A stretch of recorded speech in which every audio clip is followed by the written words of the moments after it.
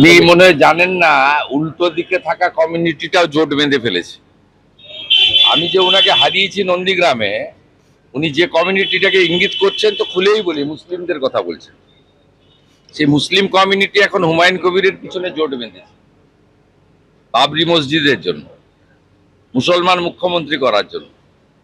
আর অনেক আগে উনি যাদেরকে বলছেন আপনারা বাড়ি থেকে বেরোতে পারবেন না, দেখে নিবে ইত্যাদি, সেই কমিউনিটিও অনেকটাই জোট বেঁধেছে গাঁগঞ্জে। এবারে বাকি কলকাতায় আছে, কলকাতার হিন্দুরাও এবারে জোট বেঁধে ভোট দেবে। এই ধরনের সাম্প্রদায়িক উস্কানিমূলক কথাবার্তা এই মুখ্যমন্ত্রীর মুখেই সাজে, কারণ তিনি সব সময় এই কার্ড খেলেই নির্বাচনে জিতেছেন। 2021-এ সিএ কে এনআরসি বলে মুসলমান খেপিয়ে জিতেছেন। 2024 সালেও একইভাবে কট্টর সাম্প্রদায়িক কার্ড খেলে জিতেছেন।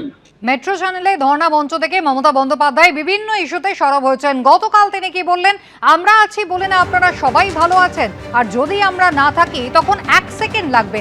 একটা কমিউনিটি নিজেরা যখন জোট বাঁধে না, ঘিরে ফেললে 1 সেকেন্ডে দেবে একদম 12টা বাজিয়ে। কি বললেন মমতা বন্দ্যোপাধ্যায় গতকাল? দেখুন পাল্টা কি বলেছেন বিরোধী দল নেতা, পরপর দেখাবো।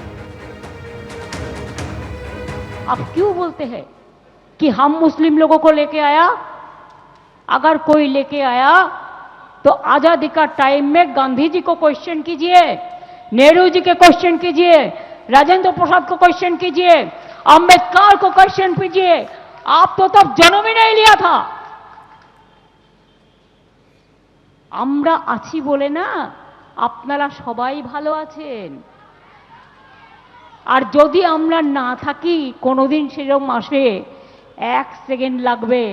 একটা কমিউনিটি যখন জোট বাঁধে না, ঘিরে ফেললে 1 সেকেন্ডে দেবে একদম 12টা বাজিয়ে। যদি নিজেদের 13টা বাজাতে না চান, বিজেপির অপপ্রচারে কেউ ভুল বুঝবেন না। বন্দ্যোপাধ্যায় ধর্ণা মঞ্চ থেকে সরাসরি অভিযোগ করেছেন যে একটি রাজনৈতিক দলের কর্মসূচির মধ্যে এভাবে লুকোচুরি করে ঢুকে পড়া উচিত নয় এবং হাতে নাতে ধরে এদেরকে পুলিশের হাতে তুলে দিতে হবে। একই সঙ্গে মন্ত্রী শশী পাঁজাকে এদের বিরুদ্ধে এফআইআর করার নির্দেশ দেন মমতা বন্দ্যোপাধ্যায়। পাল্টা বিজেপির পক্ষ থেকে বিজেপির রাজ্যসভা প্রার্থী রাহুল সিনহা কি বলছেন দেখুন। বিজেপি কোনো লিফলেট বিলি করছে না ওদের ওখানে, এটা ওরাই করিয়ে প্রচার করছে। কিন্তু যদি করলেও বাকি, গণতান্ত্রিক অধিকার তো যে কোনো জায়গায় প্রচার করা। অতএব আমরা করিনি, এটা একদম স্পষ্ট, ওরা প্রমাণও করতে পারবে না। অতএব পরিষ্কার আমরা বলতে চাই, বিজেপির কোনো শখ নেই তৃণমূলের আন্দোলনে গিয়ে ব্রিগেড চলোর প্রচার করতে। কারণ আমরা আপনাদের মাধ্যমে বলেই দিচ্ছি, তোদের আমরা ডাকছিও না, তোরা আসবিও না, তোদের দরকারও নেই। কারণ বিজেপির জন্য বাংলার মানুষই যথেষ্ট। যেখানে মানুষ আমাদের সঙ্গে আছে, এই চোর চিটিংবাজ ডাকাত পার্টিকে সঙ্গে নেব কেন? বিজেপির পরিবর্তন যাত্রা শেষে আগামী 14ই মার্চ বিজেপির ব্রিগেড সমাবেশ রয়েছে, যে সমাবেশে প্রধান বক্তা হিসেবে উপস্থিত থাকবেন প্রধানমন্ত্রী নরেন্দ্র মোদী। আর তা নিয়েই লালবাজারে পুলিশের কর্তাদের সঙ্গে আজ বৈঠক করল রাজ্য বিজেপির নেতৃত্ব।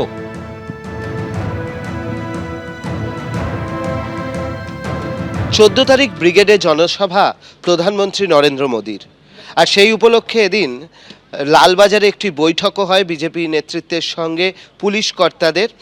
বিজেপি নেতৃত্ব অবশ্য সংশয় প্রকাশ করছে যে কতটা তারা এই সরকারি সাহায্য পাবেন।